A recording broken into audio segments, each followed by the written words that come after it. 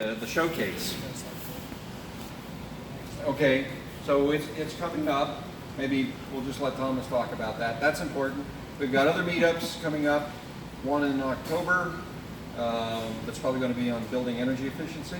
So some of the things that we're talking about tonight, please come back for. We hold these things once a month, except for August and December. Both of them, people go crazy and you get holiday brain, and we can't round you up. So we've admitted human reality, and we don't even try in those 2 months. So in any event, please come back when you see them announced. We also have some classes and workshops coming up. They'll talk about those. But we're here as a catalyst to try to get ideas to spark with people, to make connections, to network, to provide you some of the skills you need to get to profitability faster if you're trying to build a business. So we just finished a CEO boot camp, and we've got several survivors of that here. So we appreciate people coming around from that course. We'll do another one in the spring. So at any rate, why don't you talk about our sponsors and be more literate on the programs. All right, thank you very much, Gary. First, I want to highlight our sponsors. Blue Tech Valley, Sac State, and SMUD are our major sponsors of this event and overall program. And our program sponsors are Buck Alter, Moss Adams, Stoll Reeves, Weintraub Tobin, EY, and our host tonight, Hacker Lab. Hacker Labs are our new home, and if you guys follow our blog online, you hear about that, the showcase coming up, the CEO crash course that just passed. You'd learn about keeping it clean, legal and financial essentials. That's next Tuesday. Experts, we have experts from EY and Weintraub Tobin coming to basically help you with your business plan and the legal and financial portions of it. Then we have the Clean Tech Showcase and Green Drinks on October 8th. And don't forget, wrong direction. Sign up for our Clean Start newsletter, where you can hear about cool companies like Waterhound Futures that Tony has over there. Will be in the next one, and the Clean Tech Showcase. So, how many of you went to the old Clean Tech Showcase that Sarda used to put on? A few people. Well, we're bringing it back and we're making it bigger and better. We have Ingrid who's helping us with it. You want to say a few words about it, or? So yeah, it's we're getting a lot of attention and energy. We're going to have 20 companies exhibiting and pitching during the event. Some of you don't know if you're going to be pitching, but anyway, you're going to be. Now you know, Tony. Now you know. And we're going to have a great crowd, and we'd love you to come. And you register for free. If you just go to the Clean Start website, you can click on the register right there. If anybody here would like to come and help out, I would love that. The event is only 9:30 to 2, so come see me. It's free, And it's free. and there's food. Yeah. Those are the two most important things. It's downtown, it's on 11th Street, it's close to the Capitol. So go It's to like 11th cleanstart.org and sign up right there. Also remember, on the back table back there, we have our progress report along with a flyer for this event. Also, one of our speakers, Eugene Lee, has some information about the CEC and some of the projects that they're doing on it. Now tonight's speakers, we have from SMUD, Jose Bodipo-Memba, followed by Eugene Lee of the California Energy Commission, and then from the Green Lining Institute, Mariah Lichtenstern. All right, and we're going to lead off with Jose. So I'm going to invite Jose up here, and I'll pull the slides up.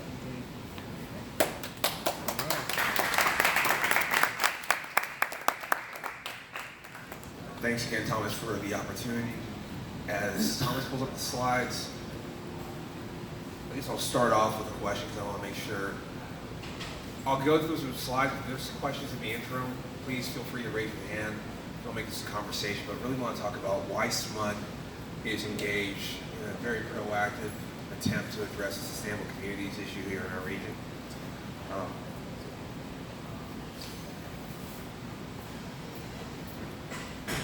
So again, we really want to focus on the fact that we believe in this concept of collective impact through collaboration. SMUD as a community, publicly owned electrical utility, we realize that we have a specific role to lead, but we also need to deal with a collaborative nature with our partners. So why is SMUD engaged in this effort? Why is this important to your electric company? Well, one, it should be important to everybody in this room as to the prosperity of our overall region and the issues with disparity in our region. For some folks, this might be old hat and old news, but most folks are aware of the Brookings Institute study that came out a year or so ago that talked about how over the last 10 years, a lot of economic prosperity has occurred generally in this region over the last 10 years, how the disparity gap within the Sacramento region has actually gotten worse. In fact, it's increased at a higher rate than any other region in the state and in the West Coast. So the question that came, and the recommendation that came from that study was, how do the business leaders and agency leaders in our region take an active and intentional role to address that gap?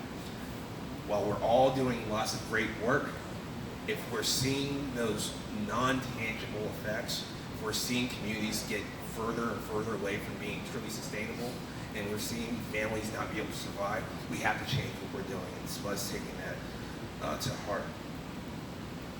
So it really kind of goes back down to the why in our overall mission.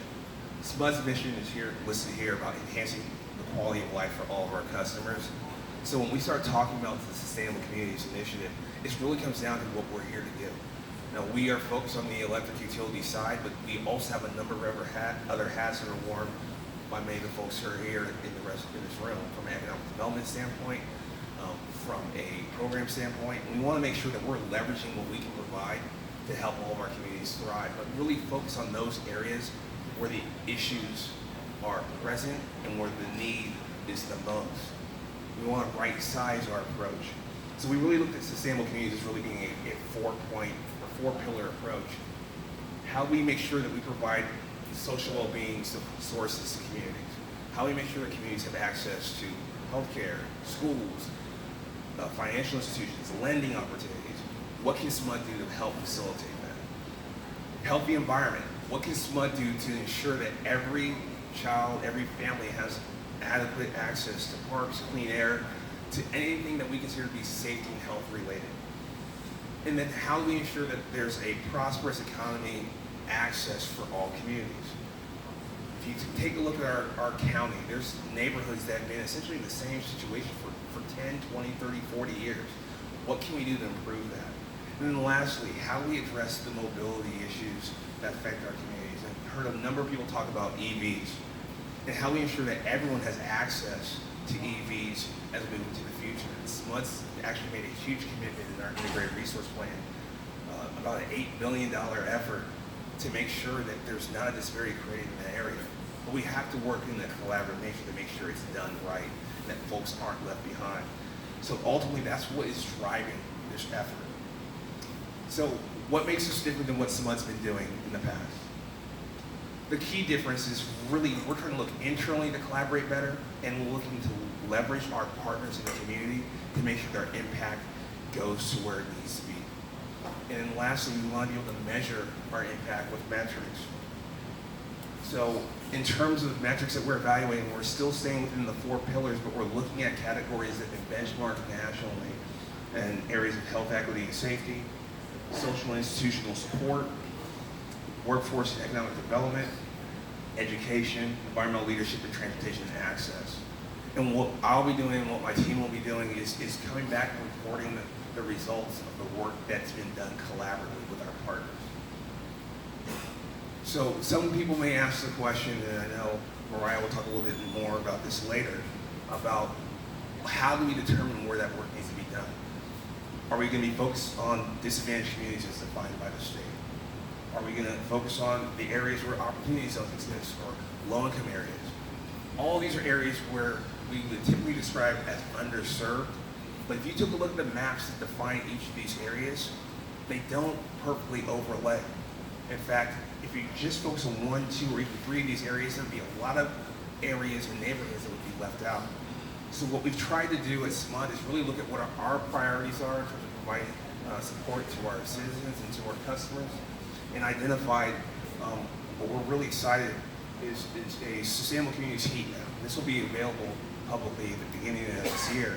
It's still in draft form, but we've taken those priority areas and identified where the most risk exists within our region, so we can right-size the type of support we provide. So for example, if education is the issue and mobility isn't, we want to make sure we're working with programs that focus on the need. So this is something that we've been working collaboratively internally and actually started with our pilot partners in the last year.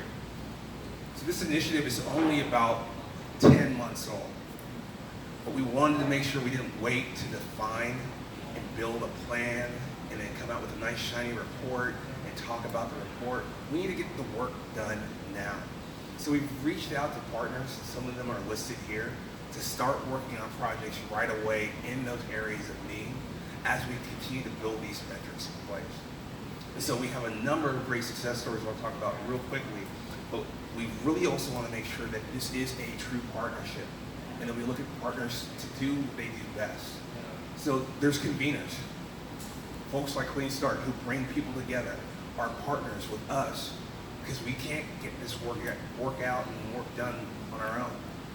We want to make sure there's aligners there, that there's folks that have aligned principles and provide funding and support to be able to make our dollars go further. How many times do you guys go to events or go to programs and see folks just throw money at the problem and spread it across the whole region, but not really work collaboratively together? So we're trying to get that alignment. We have MOUs in place so that we're actually focused on that together. And then we've been working with implementers. So we've been working with 501c3s. We've been working with for-profit and nonprofit, all types of partners who are on the ground in the communities that we've identified to get that work done and provide them the support and resources through our programs to be effective. And ultimately, what we're trying to make sure is there's a triple bottom line impact. That's not just about writing a check and smiling and walking away, but equipping our partners with the tools to be able to create a real and true sustainable impact in the neighborhoods they serve. So what have we done? I think one of the things that stand out, we've put about $17.8 million towards this effort already. A large portion of that through the RISE program, working with local banks like River City Bank, Five Star Bank. We are making sure that those dollars are reinvested not just into the Sacramento region, but are prioritizing those areas that are most underserved and need that help from economic development partnerships. So there's a number of investors, as mentioned before, who should be looking to work with SMUD and our bank partners to help start those businesses in those areas of need.